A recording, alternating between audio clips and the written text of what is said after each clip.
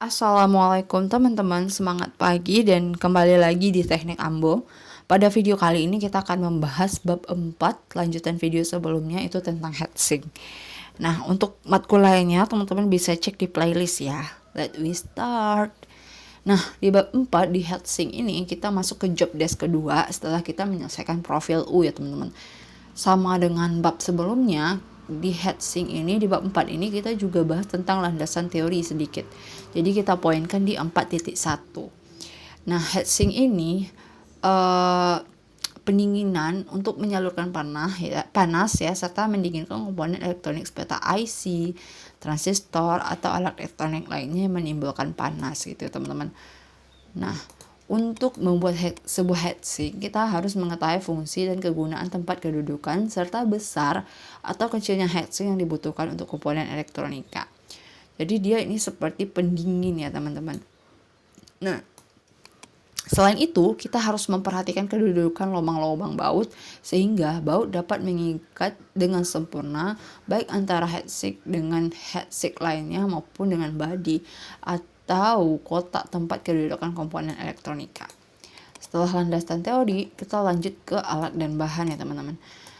Pada umumnya, alat dan bahan di bengkel praktek mekanik itu sama. Penggores, penitik, mesin bor, amplas, kikir, obeng, ragum, dan lain sebagainya. Itu random banget sih, sesuai penggunaan kitanya maunya gunakan yang mana gitu ya teman-teman. Next, setelah 4.2 kita masuk 4.3 langkah kerja. Nah, untuk langkah kerja kita harus pelajari dulu tuh gambar heatsink yang akan dibuat. Ini adalah gambar mekaniknya yang mau dibuat ya teman-teman, sesuai dengan ukuran, dimensi, diameter, ketebalan dan segala macamnya. Ini mau dibor ya, ini mau dibor, ini dibor gitu ya. Jadi kita harus sesuaikan dengan kebutuhan gitu. Dan ini bentuk dari tampak samping ya teman-teman. Jadi kita sesuaikan dulu tuh heatsink ini kita gunakan untuk apa gitu. Jadi kita juga sesuaikan dengan ukurannya. Lalu kita lanjut ke tahap kedua, siapkan alat bahan. Lalu kita bagi nih platnya menjadi bagian-bagian kecil gitu. Nih untuk ukurannya, ini disesuaikan ya sama instruksinya dosen atau instruktur teman-teman masing-masing. Kalau ikutin ini nanti salah gitu, karena beda dosen biasanya beda instruksi. Lanjut ke mana ya tahapnya. Nah ini digaris ya, setelah diukur dipotong lalu digaris platnya. Lalu plat kedua kita gunakan mesin potong gitu kayak dan lain sebagainya. Dan ini sampai tahapnya selesai ya teman-teman.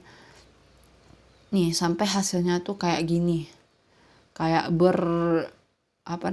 bercelah-celah gitu. Jadi teman-teman pasti pernah kebayang gak sih gambar kayak gini tuh heatsink ya. Ini biasanya di VCD atau di musik-musik mobil-mobil nih banyak banget. Ini gunanya untuk pendinginan. Jadi teman-teman bisa baca sampai selesai dan ikuti tahapnya juga. Perhatikan juga ya job desk dari dosen. Lanjut ke pembahasan. Nah, di pembahasan ini teman-teman yang harus diisi itu apa? Di pembahasan ini teman-teman bahas tentang apa yang teman-teman paham gitu. Yang pertama, kalau di sini ya kita bahas tentang memotong, membengkok, dan mengebor. Ini adalah titik atau garis atau benang barah yang digunakan di pembuatan laporan ini. Jadi dijelaskan tuh per detail, per bagiannya tuh dijelaskan, ada argumennya, ada opininya gitu. Lanjut di bab 5 kita bahas tentang melepas komponen. Karena kita praktek mekanik bengkel, so kita bagian ada bahas melepas komponen teman-teman.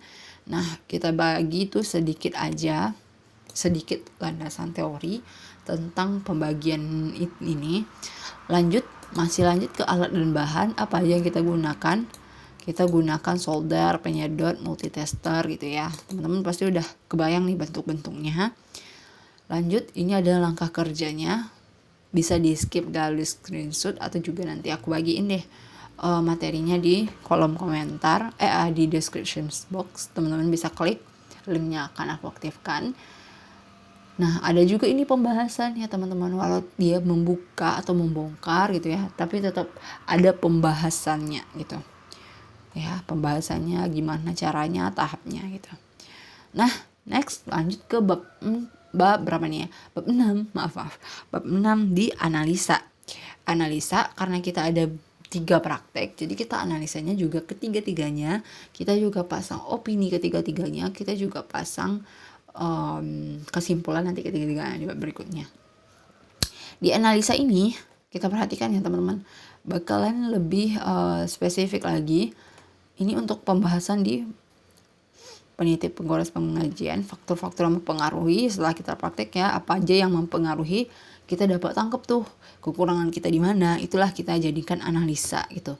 Kelebihan kita di mana ya teman-teman, kita jadikan analisa. Jadi kayak kayak sesuatu yang jadi kita ambil tuh, kita petik pelajarannya, kita jadikan analisa. Jadi ketika orang-orang baca laporan ini, ketika orang-orang baca tugas ini gitu ya, mereka dapat ilmu baru gitu dari pengalaman yang teman-teman buat. Jadi analisanya jangan dicontek.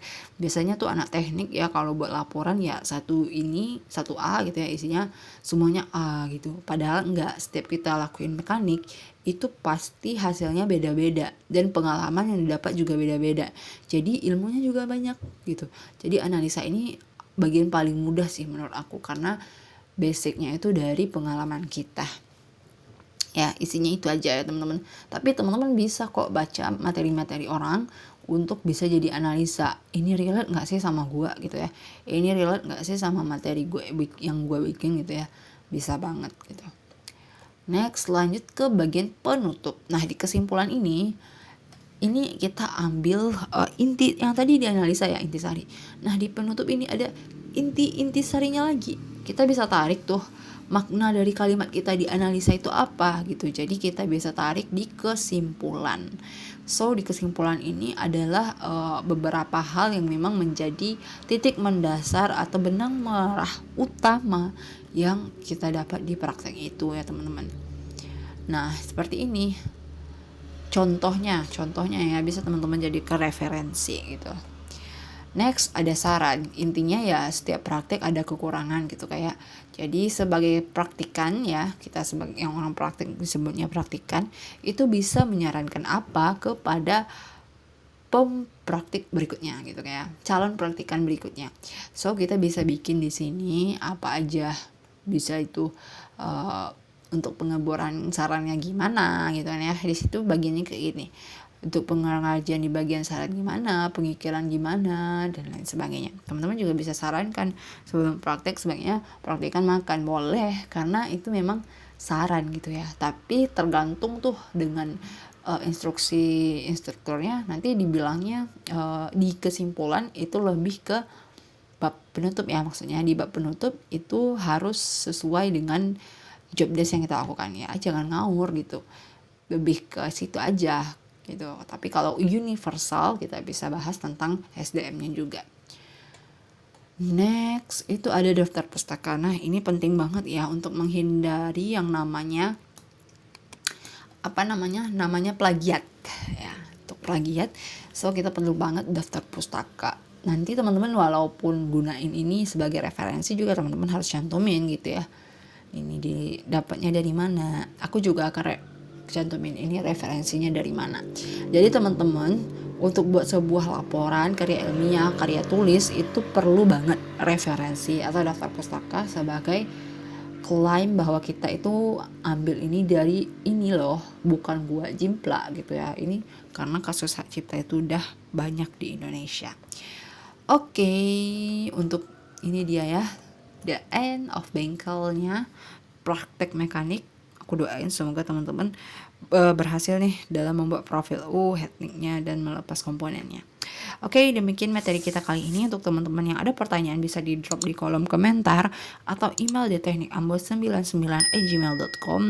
Dan don't forget to like, comment, and subscribe ya teman-teman. Assalamualaikum.